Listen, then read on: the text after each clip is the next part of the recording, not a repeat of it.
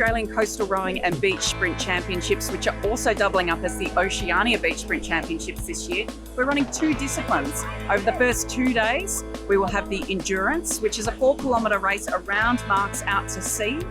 And that's going to challenge things like navigation, time on distance, handling the swell and the tides. Whereas the beach sprints, it's fast, it's furious. It's a 50-metre sprint down the beach, 2 50-metre slalom sprint out to a top mark, coming back in, jumping out of the boat, 50-metre running sprint up the beach. The first to hit the buzzer goes through. The great thing about coastal rowing is the unpredictability of that environment. It's not only who is the best and who is the fastest rower, but who can handle these conditions. It was tough. I just going around that buoy, I did a bit wide, but I knew I just had to stay in front so I could have a sprint to the finish. But I was just really, really excited to be in the final and have a chance just to win a medal. This is a little bit of a down week for me, so Sarah Cook convinced me to get out in a coastal boat. It's been great so far. A lot more to think about with just the logistics of getting in the boat, getting out, getting up, pressing the buzzer. There's something for everyone, whether you're into the sprint format of beach sprints, whether you're into the endurance of coastal rowing, whether you're a master, a junior, or an open or club level athlete. As well, of course, is the mixed gender events, which we don't typically see in flat water rowing. We look forward to it getting bigger and better every year. We've seen a huge increase in the number of competitors and interest. Get on board, be part of it, and we look forward to seeing you in Queensland for the Australian Coastal Rowing and Beach Sprint Championships in 2024.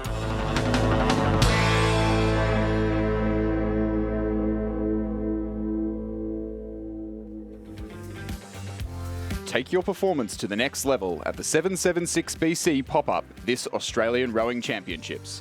Access exclusive regatta offers on 776BC's latest performance products, connect with Australian rowing team athletes, and learn how to get your club or school racing in 776BC Custom.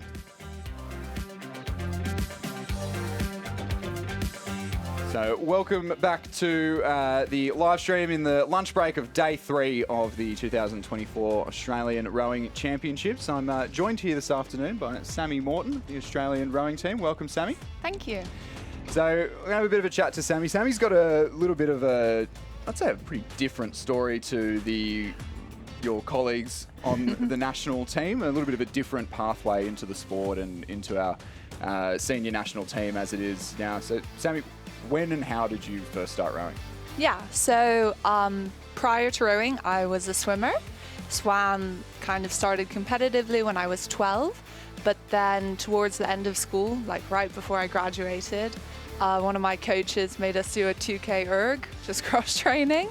So I did my first 2K ergo, got a decent time, and so that kind of planted like the rowing seed in the back of my head. But I still kept on with swimming. I swam for 2 years at university in the US, and then over COVID, I ended up taking a gap year. And at that point, I knew I had kind of reached the end of my swimming career. And so I kind of thought, you know what, why not give rowing a go? So I went out a handful of times, decided, yep, I'm sold, gonna commit to this.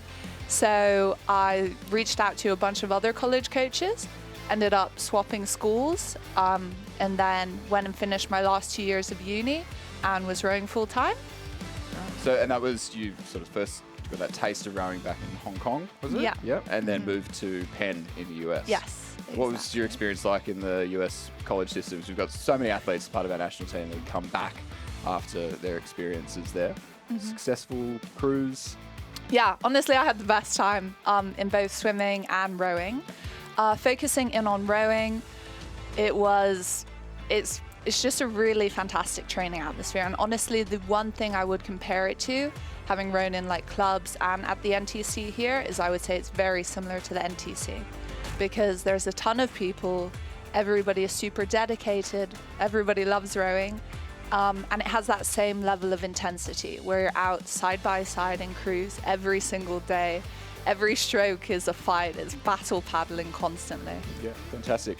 So going from that college environment, you then represented Australia at the Under-23 World Champs last year. How was that process going from college in the US to then onto the Australian team? What did that entail? Run us through it. Yeah, honestly, it was really seamless, super easy, which is part of why I did it, because everything was so obvious and the path laid out was super easy. So you just kind of nominate.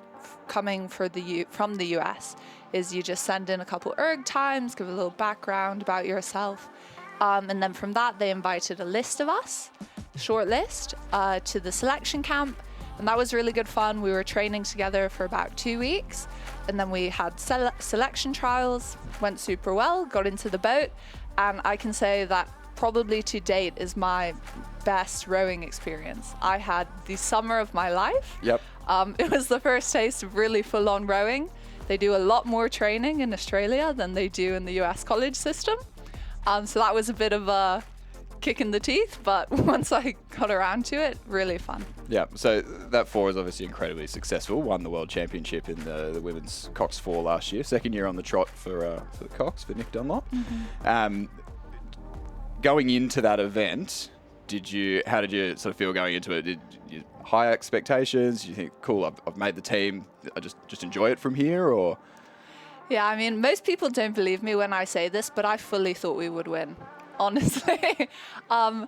Maybe I was just super optimistic, having come in from like only 1 year of rowing, but the times we were hitting in training were always like way under the gold medal standard, like predicted times at different rates. We were hitting top speeds. Everybody was having so much fun. Just the crew chemistry and dynamic was fantastic. And like I back every single person in that crew to do way more than I ever could. So yeah, I was really confident going in, and we went out and executed it in the heat, and that just gave me more confidence that we would do it again in the final. Is it a world's best time in the heat? In both, yeah. Yeah, in both, of course. Yeah, fantastic. And second year on the trot, and it's great to see from our 23s. So after that, what was the game plan from there? You're done with college in the US. So, where did you go from there? How'd you end up back here? After U23s, I spoke briefly to two of the coaches at the NTC, and they kind of floated the idea that, you know what, maybe I defer from school and move back immediately. But I knew I wanted to get my degree finished and squared away. So I stayed 1 more year in the US, and then I thought, you know what, if after 1 year I can go and do U23s with some success, and I know I'm still getting a lot better every day, I thought, you know what, why not take a leap and move back to Australia and see if I can get onto the team. So after I graduated, moved straight here, moved to Sydney, joined Sydney Rowing Club, and then I was training there through to the October intake camp, where I was fortunate enough to get an invite, and then that went really well, and now I'm on the team. Yeah. Awesome. So you sort of compared before college versus NTC rowing. Was it still a bit of a shock when you got to the training centre here in Canberra? 100%. Oh my days. Such a step up in training load and intensity. I mean, in the US it is really intense, but here we're doing 3 sessions a day, 20 to 24K a session. Whereas previously I had been doing maybe 16K a day, 1 session a day. So definitely a huge step up. And balancing some schoolwork as well from time to time, I'm sure.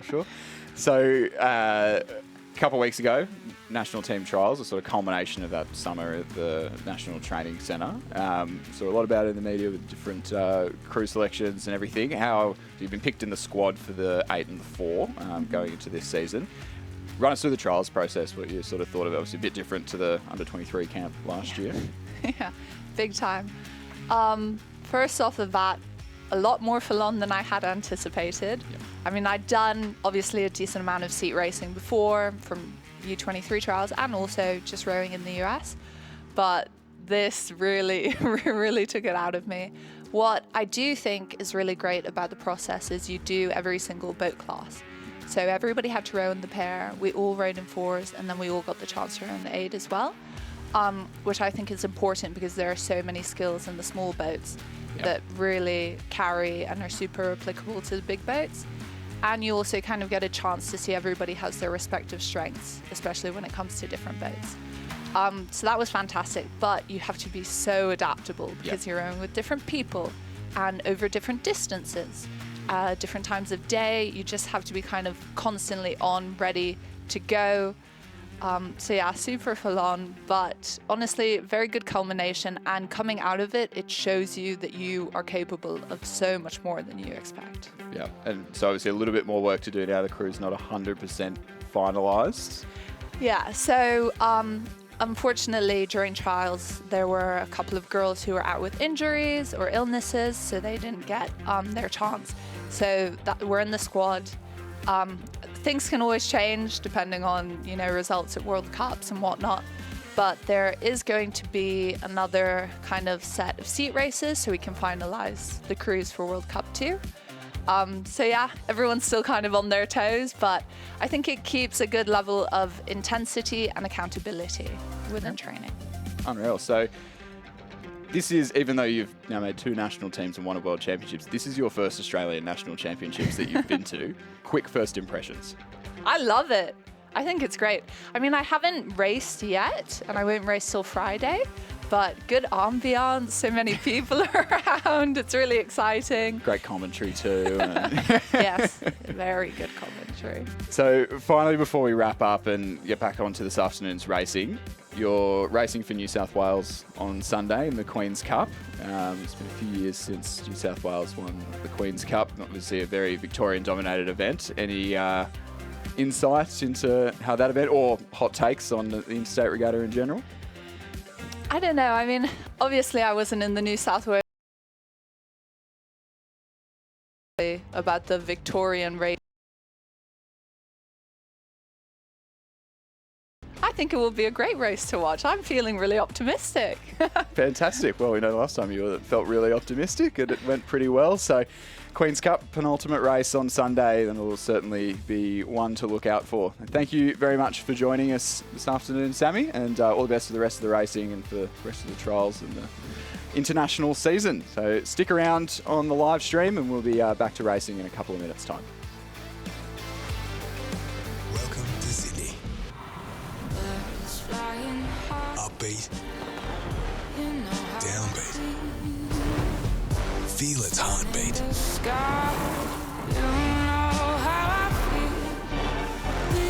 Open spaces. Open arms. Open all night. Come feel it all. And feel new.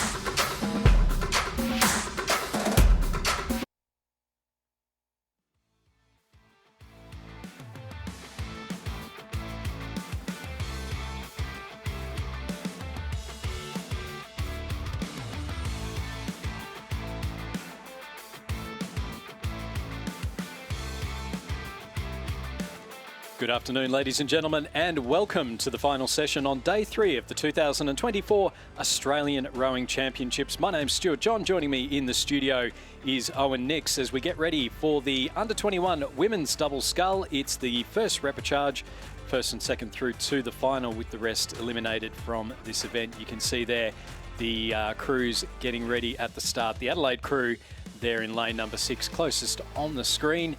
And it's, Owen, I always love these shots because it really gives you an idea of the tension as you're sitting there at the start getting ready to go.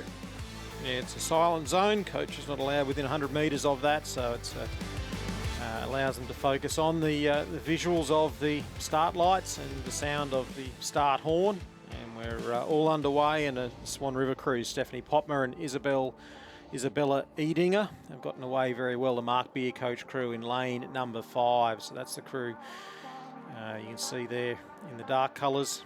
Second from the right of screen. And they've really blasted out here at the start. For this repechage, first 2 through to the final, rest eliminated. The field that we have, Commercial in lane 2, Sarah Scobie and Lucy White, coached by Jacinta Edmonds.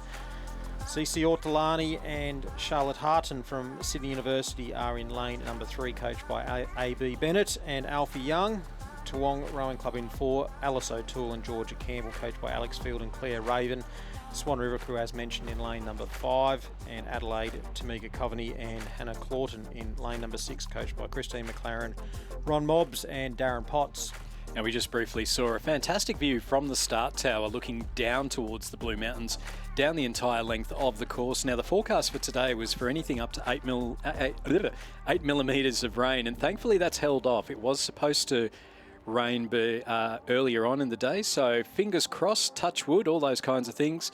That's not in fact the case. It is quite humid out there though, so it does. You will find that for the rowers out there, you're sort of not so much breathing the air as swallowing it through a snorkel or something like that. It's it takes a fair bit out of you as we just see our rowers heading in to the final. And Toowong with the lead ahead of Sydney University, Commercial and Swan River. So 4 crews all within about a second and a half of each other, and then back a little bit further to the Adelaide Rowing Club crew in 5th place. So first 2 to go through to the final. Temperature at the moment is about 23 degrees. There has been a little bit of rain, about 1.6 millimetres of rain. The wind is still pretty flat. You can see they're out on the course at the moment. There has been some tiny little head breezes, some tiny little tail breezes, but again, it has been a very gentle winds. We saw last year and out at Champion Lakes in Perth, and also the year before down at Nagambie. Plenty of breezes making things very tricky. Here we've had the humidity, we've had a little bit of rain, but the conditions have been absolutely on point. Yeah, so nothing you can really control, but that's all part of it, and the athletes will be putting in all that training throughout the year to get themselves ready for this moment. So the Toowong crew faring very well in this one. It looks like Adelaide have really dropped out of it. They were 13 seconds behind 4th at the first 500 metres, so I think their chances in this one have disappeared rapidly. So Toowong leading the way. Alex Field, coach on the Australian under-23 team a couple of years ago, has moved back up to Brisbane, where he's had success before, and Claire Raven assisting Alex with this Toowong crew of O'Toole and Campbell in lane number 4 that are in the race lead as they come up to the 950 metre mark. And Alice O'Toole will be racing for Queensland in the Interstate Lightweight Women's Quad Sculls, so she'll be looking to, in the double here, looking very comfortable in that Toowong crew. Out in front, just about a boat length ahead of the Commercial crew from just down the river in 2nd place, and then Sydney University in 3rd, 2 seconds behind, then back to Swan River, and then our Adelaide crew in 5th place in lane number 6. So that's Tamika Coveney and Hannah Clawton, coached by Christine McLaren, Ron Mobbs and Darren Potts. So they are just coming timing point, so we can, because it doesn't look like they're sitting on about race pace, and there may have been an issue there as to why they're so far off the pace. Yeah, so they'll be eliminated from the event if their position doesn't drastically improve. So that's the Adelaide crew in lane at number 6. At the moment, Swan River in lane number 5 are coming under a fair bit of pressure. They've started well, but have started to drop back in this field. It's amazing, isn't it? Because you can't win a race in the first 250 metres, but you can certainly lose it if you use all your tickets early. And I guess there's always that temptation for parents out there, or for family friends that may not have rowed. When you get caught up in the excitement of the start of a race, and particularly when you're at a national titles, you can sit there and just try and absolutely fly off the line, get ahead, and then you go past the 500 metre hut, see it out the corner of your eye and go, oh geez, I'm only a quarter of the way there. Yeah. So it's very easy to get caught up in the moment, but it's good to have a race plan and try and stick to it. And looks like this Toowong crew has done a very good job of it as they coming up towards the 1500 metre mark in that race for 2nd spot between the 2 southern lanes, Commercial in 2 and Sydney University in lane number 3. To see you can grab that all-important 2nd spot and a chance to progress through to the final. As mentioned, the other crews outside of the top two will be eliminated from the event. So Commercial in second, Sydney University in third, and then that gap to Swan River continues to grow. And also that gap back to Adelaide Rowing Club in fifth position also continues to grow. So Sydney University 3.32 seconds back in third position. Do they have a sprint finish in them? That'll be what we'll have to see over the next minute and a half or so. And it does just look like we've got a little bit of rain that's on the course at the moment now. So the great thing about having the rain, I guess if there is a great thing, is that it does keep the water quite flat. But given that it's already flat, it's probably just another little thing just to keep in the back of the mind. Maybe have something to dry the oars before heading towards the start line.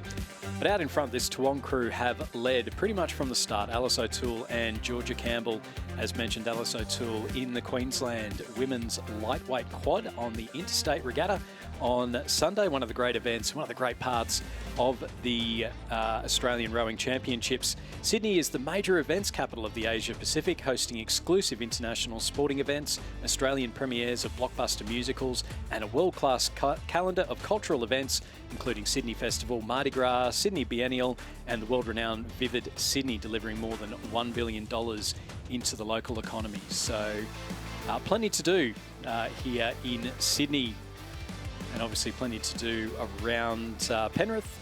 For those that are visiting down, stay a little bit longer, head out towards the Blue Mountains, and even, I don't know, head out towards, you've got some nice wine country around here, Newcastle and the Hunter Valley, and out towards Orange. Toowong Rowing Club, Alice O'Toole and Georgia Campbell, they've led very much from the start, looking very comfortable. They're not having to rate too highly, and they are going to cross the line and qualify in first place in the women's under-21 double scull. Commercial Rowing Club, Sarah Scobie and Lucy White will go through in second place. So they're our two finalists.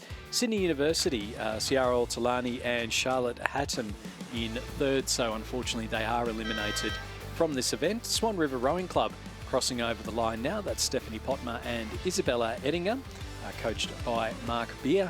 And then we've got Coveney and Hannah Cloughton, coached by Christine McLaren. Towards the finish line, they've got about 75 metres or so left to go. Our winning time for the crew of Alice O'Toole and Georgia Campbell was a 7 minutes 46.84 and a winning margin of 2.61 seconds, but certainly taking it very easy towards the end there, as we just see Tamika Coveney and Hannah Cloughton crossing the line for Adelaide Rowing Club. Moving on to the second repechage of the under-21 women's double scull. Lane 2 from Melbourne University, Zara Peel and Lucy Green. Lane 3 from ANU, we have Pip Gray and Brooklyn Leslie, coached by Nigel Harding. In lane 4 from Griffith University, Surfers Paradise and Commercial, we have Paris Reed from Commercial and Gemma Jansen Van Vuren, coached by Jacinta Edmonds and Anthony Cook. Lane 5 from Banks Rowing Club, Francesca Spano and Molly Whiteman, coached by Eleanor Crute. We have a scratching lane 6 from Townsville and JCU, and then lane 7 from the West Australian Rowing Club and University of WA. We have Kayla Calwhite and Elise Moru Barrett, and they're coached by Stefano Belosso. So the Queensland composite out in front at the moment, that's Paris Reed and Gemma Jansen Van Vuren. So they're in that qualification position through 1,000 metres. Banks Rowing Club, Spano and Whiteman in second place, 9 seconds behind. And then another 9 seconds back to the West Australian University of WA composite. So very much a spaced out race. This one, ANU sitting in 4th place, and then Melbourne University in 5th place, a bit behind them. So it's far less of a contest, and of these two repechages in the under-21 women's double scull, it looks as though 3 of those 4 spots are going to go to clubs north of the Tweed. So a strong performance from the Queensland clubs in these repechages, with Paris Reed of Commercial and Gemma Jansen Van Vuren of Griffith University Surfers Paradise leading this one, and leading it comfortably from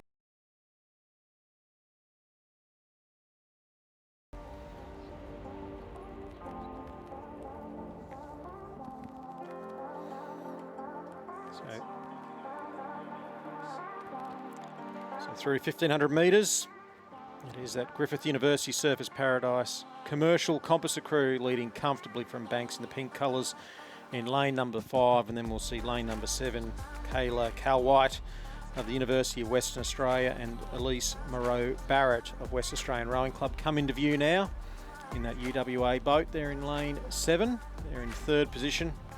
ANU are in 4th and Melbourne University in 5th position. So no change here, very much taking on the Former Bay procession here down the course for the top to the final, and the rest will be able to put their boats back on the rack after this one. What would you call a Surfers Paradise Brisbane? That would be an M1 composite? Pacific Highway composite? Yeah, it would be, yeah. So I think it's the M1, isn't it, that separates the two the M1, metropolises? About 12 lanes of traffic going down between Brisbane and the Gold Coast, but certainly looking very comfortable out there at the moment. Again, you can just see a little bit of rain out and about at the moment, although it may just have eased off a touch, but conditions still very, very good here at the Sydney International Regatta.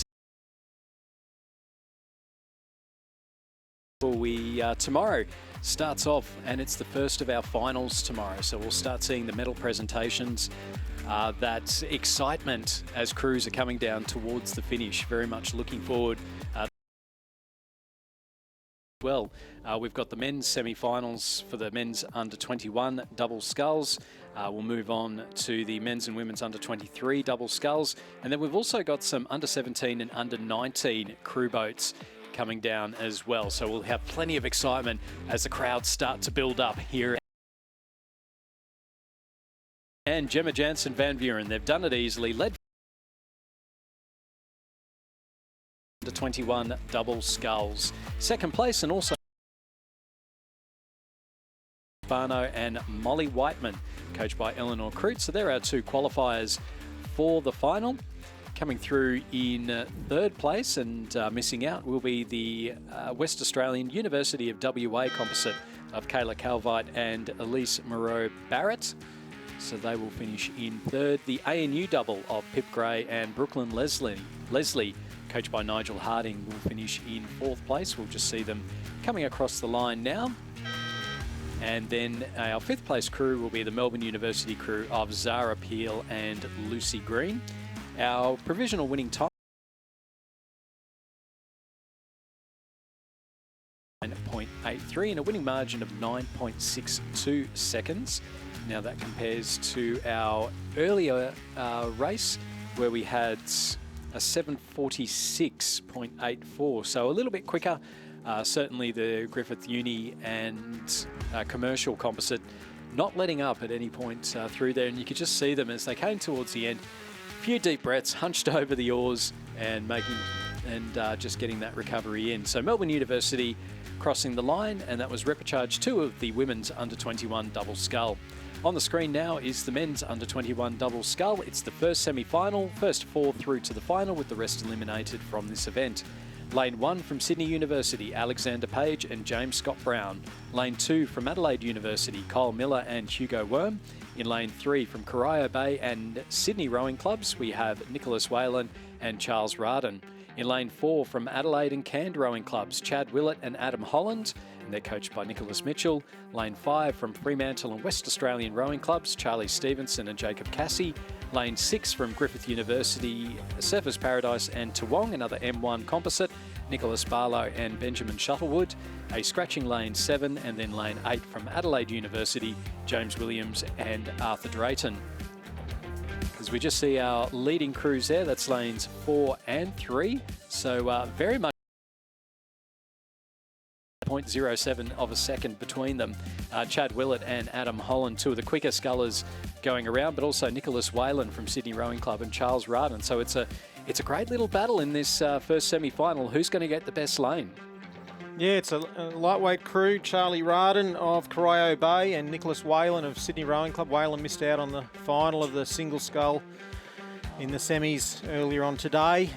And he's there with Charlie Raden, who's won a Penrith Cup before he even had his 19th birthday. So a very talented youngster there, coached by Lee Hall Sullivan. So it's the lightweights trying to throw out the challenge to the heavyweights. They had the slight advantage at the 1500 metres, but that has been reversed with the Adelaide Cairn junior team. Chad Willett's been on the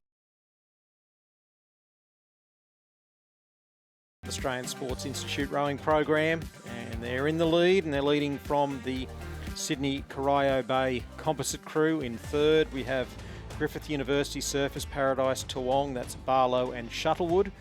And in fourth, Stevenson and Cassie of West Australian Rowing Club and Fremantle Rowing Club. So they've got a bit of a gap then back to the Adelaide University crew of Kyle Miller and Hugo Worm, who are in fifth position. So top four going through, the remaining three will be eliminated from Adelaide University, although they composite though, with stretching it out now to a boat length. Rowing Club and Adam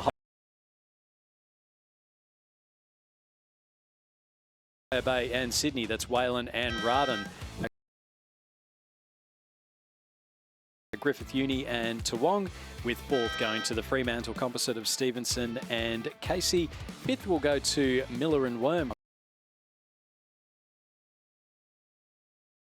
from Sydney University, and seventh going to Drayton. Winning time there of 6 minutes 41.6 seconds. Moving on to the second semi-final of the men's under-21 double sculls. Lane 1 from the University of Queensland and Griffith University Surfers Paradise, we have Charles Clark and Patrick Murphy. Lane 2 from Fremantle and Swan River Rowing Clubs, Harry Selfinger and Oscar Lowry. Lane 3 from Scotch Oakburn College and Tasmania University, so an all Tassie crew, Oliver Shearing and Cameron Parker. Lane 4 from Hawthorn Rowing Club, Max Curry and William Hexter. Lane 5 from UTS Haberfield, Oscar Barigi and Jack Power. In Lane 6 from Adelaide University, Jude Shermer and Jasper Boyce. Lane 7 from Fremantle Rowing Club, Liam Jager and Austin Vincent. And Lane 8 from Wendouree Ballarat Mercantile Composite of Archie Critchell and Joshua Matheson. And a couple of these crews, I know the Hawthorn Rowing Club crew was second at New South Wales Championships there, Owen, and I think it might have been the UTS crew in first or third. Yeah, Hawthorn usually don't send a crew to Nationals just to get the T-shirt. They usually send people that are going to be competitive, and this crew is very much that. Max Curry, William Hexter. So they're having a good tussle with the UTS Haberfield crew. Oscar Berigi and Jack Power alongside of them. So it's a very good race in that centre of the course. Adelaide University, Jude Shermer, Jasper Boyce, also right there in the mix with the UQ Griffith University crew over on the far side of the course. That's Patrick Murphy of the University of Queensland and Charles Clark of Griffith University. So top four through to the final. Rest will be eliminated. I think only the Wendouree Ballarat Mercantile crew of Critchell and Matheson probably have an insurmountable task there in lane number 8 on this side of the course. So the others certainly, if they have a good third 500, will find themselves in a mix for those top 4 spots. Yeah, 6 crews within 2 seconds of each other between 5 of those crews up on the screen at the moment, and it is really, really tight. So of those 5 crews that you can see on your screen, one of them is going to miss out, and I tell you what, it would be, well, they are going to be fighting the entire way. I think we're in for a really quick time here in the second semi-final of the men's under-20. The UTS Haberfield crew, Barigi and Power, Hawthorn Rowing Clubs, Curry and Hexter, Shearing and Parker from Scotch Oakburn and Tasmania University, and then Selfinger and Lowry from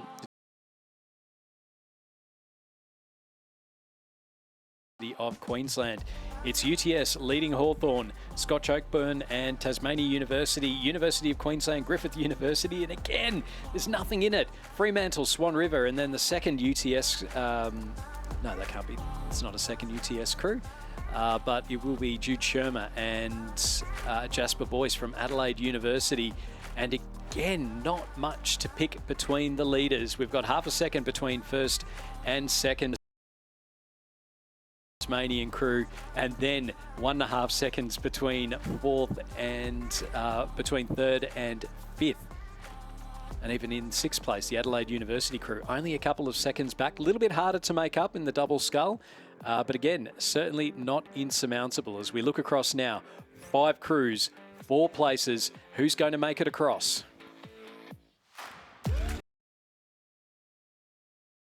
Very well placed here as they head the field, and it's been a good second half of the race. University, Cameron Parker from Scotch Oakburn. They're coached by Sean Finlayson and Brendan Long, and they're having a very good back half of the race, putting a lot of pressure on this Hawthorn crew in that battle for second spot. Fremantle, Swan River are pushing through over in lane number 2, and that's putting pressure on Adelaide University in lane number 6, Shermer and Boyce. So UTS with the lead, but it is being eroded, and it's being eroded by this Scotch Oakburn Tasmania University crew who have now just started to push up and challenging stroke for stroke with Hawthorn for that second spot. But UTS will just hold on. I think it was the Hawthorn crew may have just grabbed second spot, third to the Scotch Oakburn Tasmania University crew. Adelaide University grabbed that all-important fourth spot. Fremantle Swan River fifth. 6 goes to Griffith University Surfers Paradise, UQBC. Fremantle were 7th, and the Wendouree Ballarat Mercantile crew in lane number 8, finishing in that very same.